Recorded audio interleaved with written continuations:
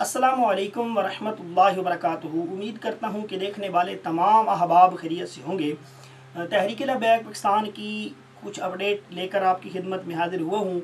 अहम तरीन सारी अपडेट्स हैं। इनमें सबसे जो अहम अपडेट है वो अल्लामा हाफिज़ साद हुसैन रिजवी साहब के मुतल्लिक है, जो अभी अभी तहरीक लबैक पाकिस्तान के सोशल मीडिया के प्लेटफार्म से जो ख़बर शेयर हो रही है वो ये है कि इस्टेब्लिशमेंट ने अल्लामा हाफिज़ साद हुसैन रिजवी साहब के मुतल्लिक कहा है कि उनको अपनी पार्टी से माइनस कर दें, अमीर किसी और को बना लें तो फिर आपकी पार्टी से जितने भी पाबंदियां हैं वो सारी ख़त्म कर दी जाएंगी।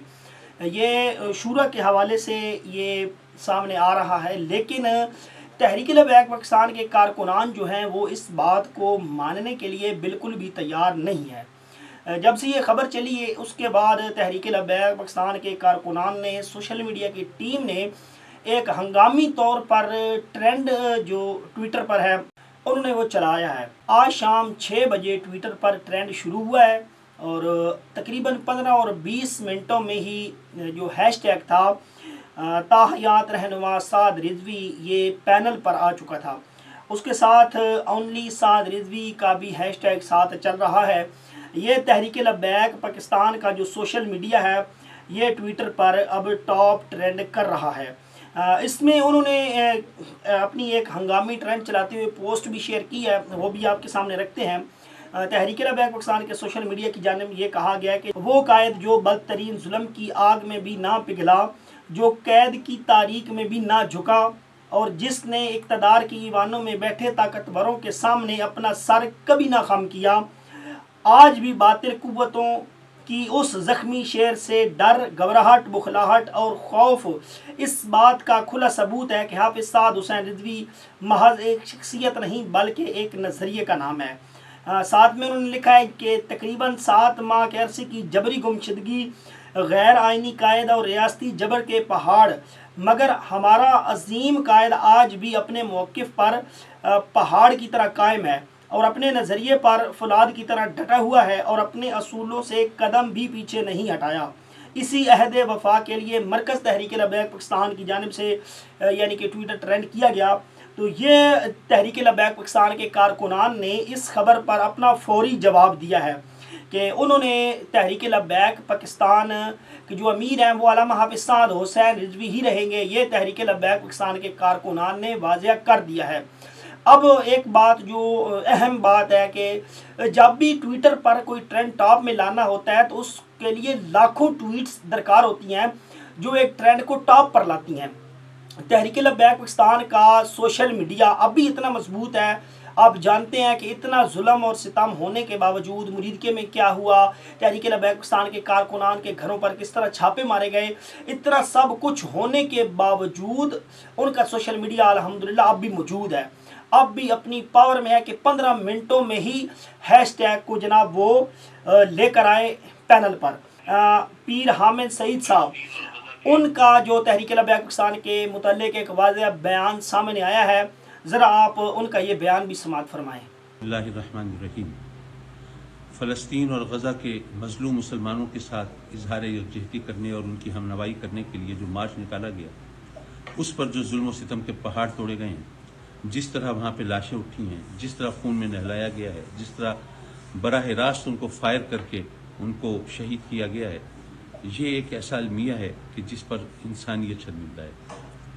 और यहाँ नज़र ये आ रहा है कि फ़लस्तीनियों पर जुल्म करने वाले सिर्फ यहूदी और सिर्फ अमरीकी नहीं हैं, बल्कि जो मुसलमान हैं वो भी अपना अपना हिस्सा मिला रहे हैं। हम आज तक तो इल्ज़ाम देते रहे इसराइल के साथ जिनकी और गज़ा के साथ जिनकी सरहद मिलती है उन ममालिक को, लेकिन यहाँ पाकिस्तान में क्या हो रहा है कि आप उनके साथ इजहार यकजहती कर रहे हैं और आप उन लोगों पर जुल्म कर रहे हैं। और उस वक्त यह आपको मालूम होना चाहिए कि जब इसराइल की पार्लियामेंट में तमाम इल्ज़ाम धरे जा रहे हैं फ़लस्तीनियों पर, हमास पर, वो अपने आप को बेगुनाह साबित करने के लिए बता रहे हैं कि जी उन्होंने यरगमाली बनाया और ये किया और वो किया। ज़ाहिर उनकी पार्लियामेंट है, उन्होंने जो कुछ भी कहना था वो किया। और उसी वक्त ये डोनाल्ड ट्रंप जो है उसने तारीख में पहली बार खुलकर ये इजहार किया कि हमने इसराइल को फैसिलिटेट किया है, हमने उसको असलहा दिया है, हमने उसको जनाब ये सब कुछ सहूलतें फराहम की हैं और उसने जो कुछ किया और आइंदा भी करते रहेंगे। اور ٹھیک اسی وقت یہاں پر پاکستان کے اندر یہ غزہ اور فلسطین کے ساتھ اظہار یکجہتی کرنے والوں پر یہ ظلم کے پہاڑ توڑے جا رہے ہیں۔ اب ہم کیا کہیں؟ کیا مذاکرات کی کس چیز کی مذاکرات کیے جائیں؟ کون سا ٹارگٹ ہے جس کو اچیو کرنے کے لیے بات کی جائے؟ اب ہمیں جو خوف اور اندیشہ ہے وہ یہ ہے کہ جب ملک میں قانون نافذ کرنے والے ادارے وہ اپنی حکومت کی خوشنودی کے حصول کے لیے جب اس طرح ڈائریکٹ فائٹ ٹو کل کریں گے تو اس کا نتیجہ کیا نکلے گا؟ جن کے گھروں سے جنازے اٹھیں گے، ذرا سوچیے ان کے جذبات کا عالم کیا ہوگا؟ وہ انتقام کے شعلوں سے جھلس نہیں رہے ہوں گے۔ اور میں سمجھتا ہوں کہ اسلامی جمہوریہ پاکستان کے اندر اس شاق رسول پر، اسلام کے نعرہ بلند کرنے والوں پر یہ ظلم کرنا، یہ اپنی جگہ جتنی سنگین نوعیت کی چیز ہے وہ تو ہم سب سمجھتے ہیں۔ اور دوسری بات یہ کہ جب ملک کے عوام اپنے قانون نافذ کرنے والے اداروں کے خلاف جذبات کو اپنے سینوں میں لیے وہ انتقام لینے پر تل رہے ہوں، تو اس سے بڑھ کر اس ملک کی سلامتی کے لیے کوئی اور تھریٹ نہیں ہو سکتی۔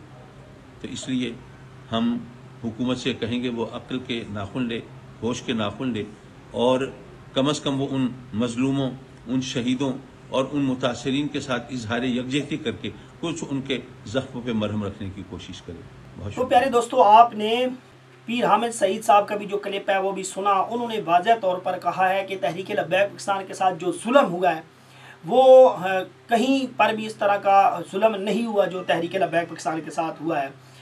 پیارے دوستو، تحریک لبیک پاکستان کی ایک اہم شخصیت سید کاشف علی شاہ صاحب اور اسماعیل رضوی صاحب، جن کا باب الاسلام سندھ نواب شاہ میں تاریخی استقبال ہوا ہے۔ صاحب جب ایک علاقے میں جاتے ہیں تو ایک چھوٹا سا قافلہ بھی ان کے ساتھ ہوتا ہے، جس میں کو 8-10 گاڑیاں ہوتی ہیں، اور تحریک لبیک پاکستان کے جو کارکنان ہوتے ہیں وہ جگہ جگہ ان کا استقبال کرتے ہیں۔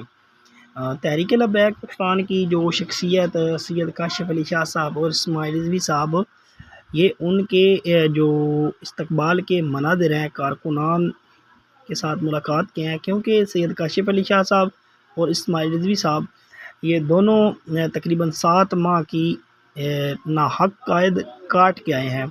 یہ جیل میں تھے اور رہائی کے بعد اب یہ اپنے علاقے میں جا رہے ہیں، تو کس طرح حضور صلی اللہ تعالیٰ علیہ وآلہ وسلم کے جو غلام ہیں وہ ان کی عزت کر رہے ہیں، کس طرح وہ ان کا استقبال کر رہے ہیں۔ وجہ کیا ہے؟ وجہ یہ ہے کہ رسول اللہ صلی اللہ تعالیٰ علیہ وآلہ وسلم کی ختم نبوت اور ناموس رسالت پر جو پہرا دیتا ہے ان کی اس جہان میں بھی عزت ہوتی ہے اور آخرت میں بھی عزت ہوگی۔